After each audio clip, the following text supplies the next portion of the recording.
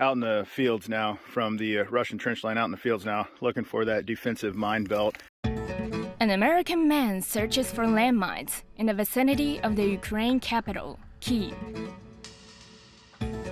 Ryan Hendrickson, a former U.S. Army soldier. All right, so we got a TM62 P3 here, and it's the plastic anti-tank mine. And yeah, the Chea, like, it's picking it up, but man, it's very, very low metal signature in it. These things are definitely dangerous.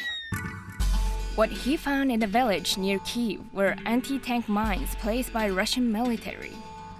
In areas where Russian troops have left, these mines are often left in places where civilians come and go.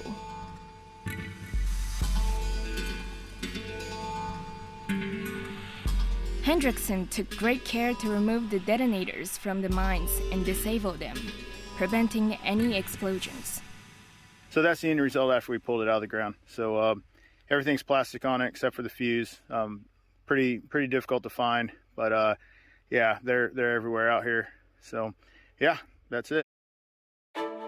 These are some of the Russian anti-tank mines that Hendrickson and his team have already cleared. I go back and forth from America to Ukraine. This is my fifth trip. This is my life's work now. So yeah, as long as there's a threat that an innocent civilian can, get injured or die from a landmine, then I hope we'll be able to be there. So walking this tree line right here, came across a stake. Obviously, you can see the wire on it. There you go. So I followed the wire all the way down to where my detector is at, right here. And you come across an OZM 72. So Hendrickson uncovered an anti-personnel mines planted by the Russian military. These mines are designed to detonate upon physical contact with their attached wires. They were manufactured during the era of the former Soviet Union. According to Newsweek, Russia occasionally relies on outdated weaponry due to shortages in their arsenal, resulting from sanctions and protracted conflicts.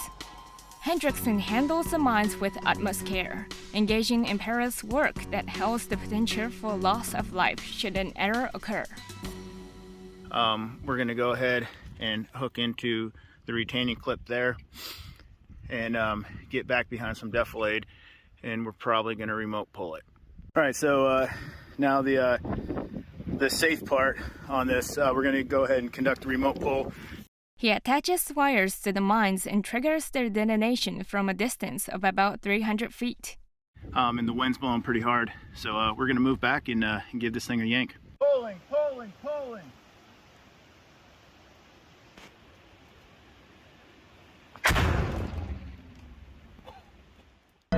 The Halo Trust is one of the British mine clearance organizations involved in operations in Ukraine. It is an NGO renowned for its association with the late Princess Diana, who supported its mission. They emphasize that the mining efforts in Ukraine primarily revolve around safeguarding civilian lives with an additional significant aspect. Ukraine is essentially the fifth largest grain producer in the world. It is an enormously important part of the world food system. So it's very important, not just for Ukraine, but for the world, that we clear this land and we quickly get it back into productive agricultural use. James Cowan, CEO of the Halo Trust, underlines the significance of demining Ukraine in the context of global food security. Former U.S. Army Special Forces Green Beret member Ryan Hendrickson established a landmine clearance organization last October, in collaboration with fellow veterans. They have since been actively involved in operations within Ukraine. The name Tip of the Spear for the organization is derived from his previous unit in the U.S. Army, known as the Spearhead Unit, But why the tip of the spear?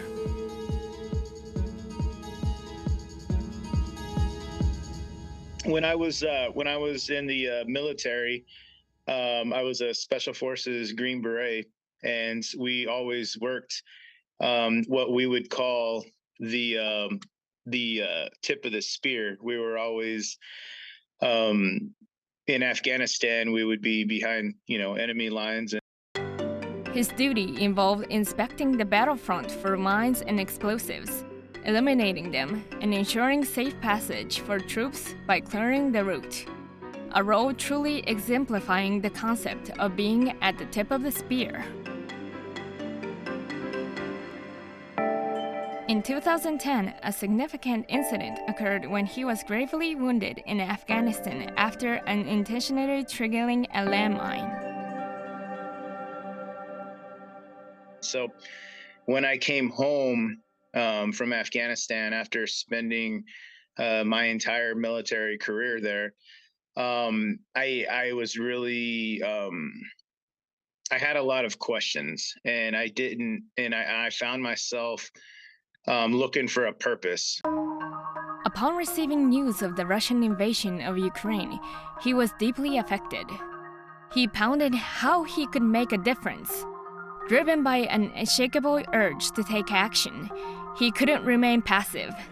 In March of 2022, immediately after the invasion, he set out for Ukraine. Upon request from local residents, Hendrickson occasionally conducts inspections to determine the safety of regions that were once used as hiding spots by Russian soldiers. Yeah, these little bunkers down here usually lead to some living quarters or something, but just nasty but the villagers are asking if it's safe to kind of come and get some of their stuff back that the Russians took. So I don't know. We'll see. Russian soldiers occasionally depart, leaving behind landmines and concealed traps. His voice carries a tone of apprehension.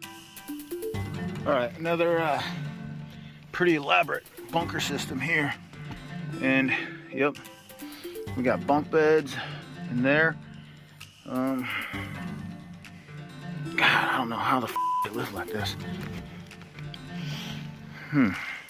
In addition to his efforts in mine clearance and identifying unexploded ordnance, he also imparts training on the utilization of mine detection equipment.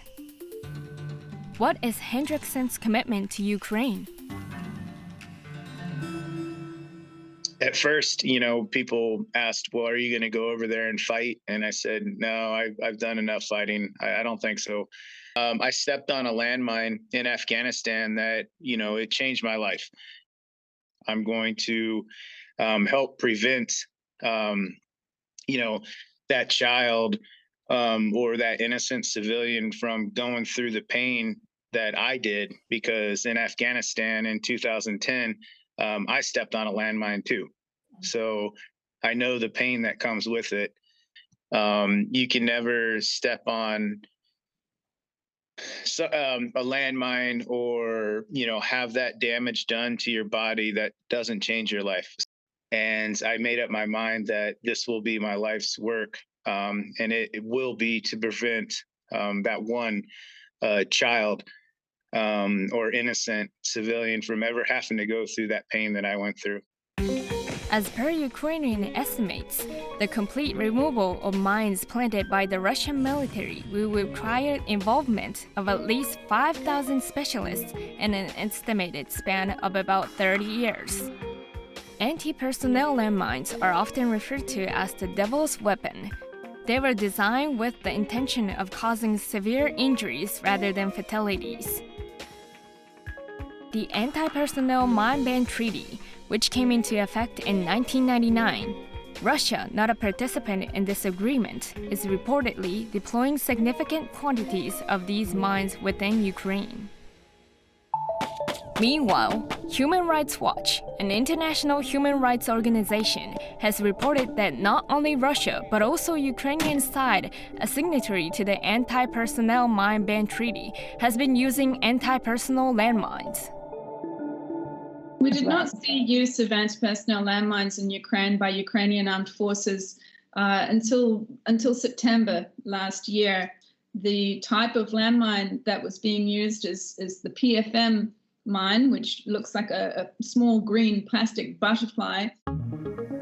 Anti-personnel mines, commonly called butterfly mines, are also used by the Russian military and are found throughout Ukraine.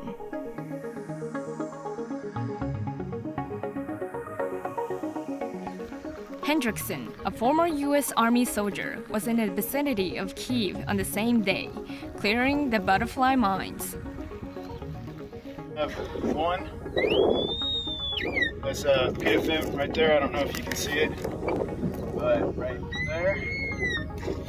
And then over to here. We got one right there. Yeah.